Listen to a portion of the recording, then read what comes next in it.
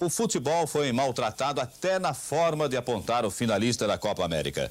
O Brasil, por causa do empate, ganhou a vaga no cara ou coroa. Um critério que não agradou ao presidente da CBF, Julito Coutinho. A Confederação Sul-Americana tem que criar vergonha e criar um campeonato que se decida pelo menos no pênalti e nunca numa moeda. A geração mais zicada da história da seleção brasileira e teve essa derrota marcante na Copa América de 83 em casa contra o Uruguai, mais uma vez, repetindo ali a final de 1950.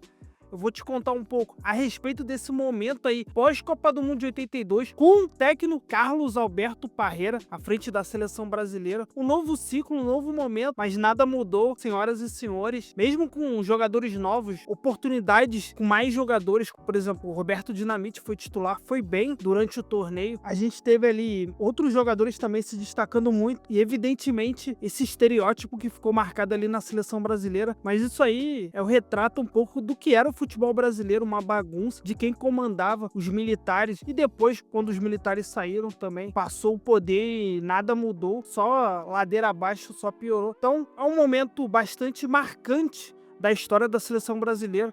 Então se bora aí pro vídeo. O Parreira, que estava assumindo ali após a saída do Tele Santana, a tragédia de Sarriá, que todo mundo sabe muito bem, daquele fatídico jogo contra a seleção italiana. Todo mundo saiu encantado, porém não ganhou, não chegou nem à final. O Parreira teve a sua primeira oportunidade ali à frente da seleção brasileira em 83, um amistoso contra o Chile no Maracanã, vitória de 3-2, no dia 28 de abril. Jogo importante, ele teve mais 5 jogos até o início da Copa América de 83, com várias caras novas. Essa Copa América de 83 tinha como característica não ter uma sede fixa, foram em vários lugares diferentes. Por exemplo, você jogava um em casa e jogava outro fora de casa. Aconteceu no período de 10 de agosto até 4 de novembro, então foi um período bastante extenso. O Brasil caiu no grupo B com Argentina e Equador, jogos de ida e volta, só o primeiro de cada grupo ia para a semifinal, e o Paraguai já estava na semifinal pelo título da Copa América de 79 contra a seleção brasileira do Cláudio Coutinho, que também daqui a pouco eu vou fazer um vídeo a respeito disso, que foi o embrião do time de 82 também. A seleção brasileira tinha um arsenal de grandes jogadores, como a volta do goleirão Leão, que estava no Corinthians, ao lado do seu companheiro de time Sócrates. Você tinha também vários jogadores do Flamengo, Leandro, Júnior, Moser, Andrade, ganhando oportunidades. Você tinha o Renato do São Paulo também, foi muito importante, jogando muito nesse período. Do Grêmio também, time de destaque naquele período. Você tinha o Paulo Roberto na lateral, o China, o Renato Gaúcho e o Tita, com a camisa 10 da seleção brasileira. Agora sim ele conseguiu. Nessa Copa América não jogou o Zico, o Tita foi o nosso camisa 10.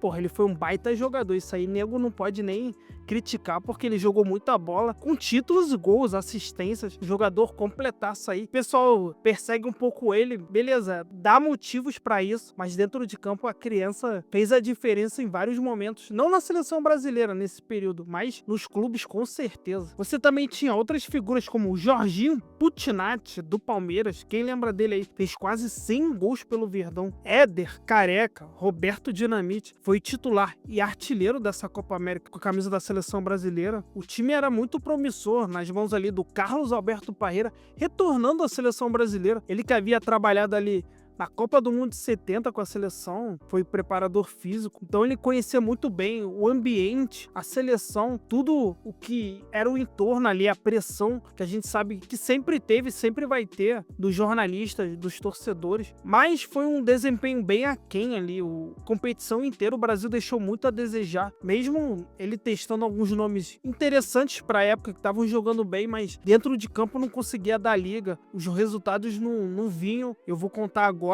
Os 2 primeiros jogos foram fora de casa. Você teve o primeiro jogo contra o Equador. O Brasil venceu por 1-0. Gol da fera, Roberto Dinamite. A linha de frente do Brasil nesse jogo, só pra você ter ideia, foi o Renato, o Tita, Careca e Roberto Dinamite. Nada mal. Mostrava aí a força da seleção brasileira. No jogo seguinte, perde pra Argentina por 1-0. Gol do Ricardo Gareca. Todo mundo sabe muito bem quem é. Técnico aí famoso. O time da Argentina muito forte, muito bom também. Você tinha um goleirão Fidiol, o Russo, técnico aí do Boca Júnior, jogador lendário do Estudiantes, Sabella também, não tem nem o que falar, o Burro Thiaga, uma seleção muito boa, um time que todo mundo já o conhecia ali, enfrentava toda hora. Em solo brasileiro, nos 2 jogos seguintes, o Brasil vence o primeiro por 5-0 no estádio Serra Dourada, 2 gols do Roberto Dinamite, um do Renato Gaúcho, um do Éder e o outro do Tita, vitória importante. E no jogo seguinte, no Maracanã, empata com a Argentina 0-0, o Brasil passa em primeiro pelo saldo de gols, mesmo com os hermanos não tendo perdido nenhum jogo, eles empataram os 3 jogos, mas o Brasil acabou ficando na frente. Na semifinal, enfrenta o Paraguai em outubro, em Assunção, primeiro jogo no Defensores del Chaco, empate por 1-1, resultado importante, gol do Brasil do Éder. Na volta, no estádio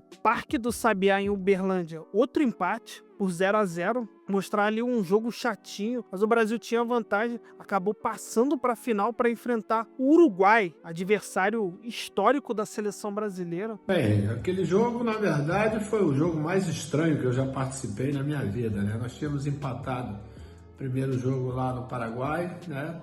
Começou a gente já saindo do Santos Dumont debaixo de um temporal danado e aterrissando lá com um palmo de água, né, dentro do aeroporto. O jogo transcorreu de uma forma até tranquila, mais ou menos, né, porque o jogo foi extremamente violento, com muitas faltas, né, de ambas as partes. E termina com 0-0. Né, e para nossa surpresa, tinham dito já que o jogo seria decidido no cara ou coroa. A gente não acreditou muito, né, porque a gente achou que aquilo ali não era até uma brincadeira. Tanto que o Dr. Julito Coutinho, que era o presidente da CBF na época, né, ele descascou, né, a Conmebol exatamente por decidir o jogo tão importante, quem iria jogar a final, através de um cara ou coroa. E para nós jogadores foi meio que uma ofensa isso, né, porque todo o seu sacrifício, tudo aquilo que você fez para ser decidido num cara ou coroa. Nós ganhamos, né, mas não é aquela vitória que a gente coloca no currículo e diz que fez por onde para ganhar. E o Brasil sempre ali na final, sofrendo demais contra os uruguaios. Foi a final também do Mundialito ali que aconteceu de 80 a 81, no final de 80 e início de janeiro de 81, que o Brasil perdeu, e o Uruguai ali do goleirão Rodolfo Rodrigues, ainda no Nacional, do Enzo Francescoli, do River Plate. Depois, curiosamente, ele ganha a Copa América contra o Brasil em 95, Brasil freguesaço do Uruguai em finais, e o Uruguai que não ganhava um título, né? Uma Copa América desde 1967. O Brasil não ganhava a Copa América desde 1949, era um longo de jejum também, e o Brasil não ganhava um título oficial desde 1970 também. No primeiro jogo aconteceu no estádio Centenário e adivinha, o Brasil perdeu por 2-0. Gol do Enzo e um gol histórico, o golaço do Vitor Hugo, uma obra-prima. Porra, ele sai driblando ali, faz a tabelinha,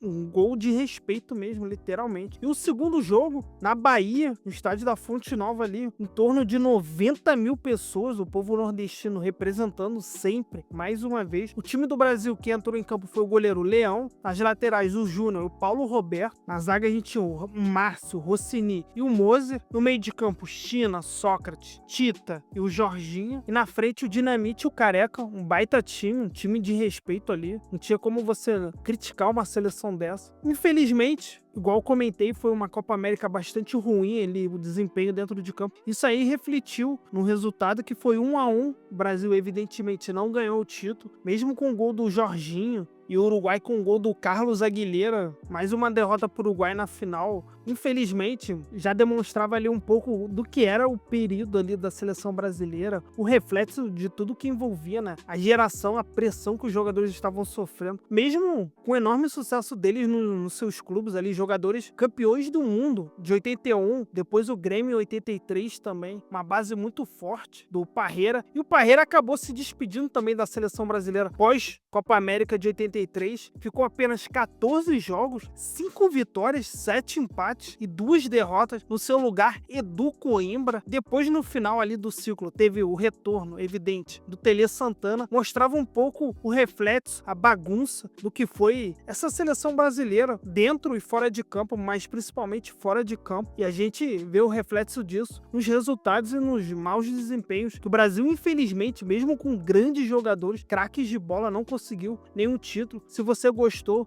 curta aí, compartilha, fortalece se inscrevendo no canal, que é importante para dar moral aí pra gente. A gente vem fazendo novos vídeos toda terça, sexta e domingo, a partir das 18h15.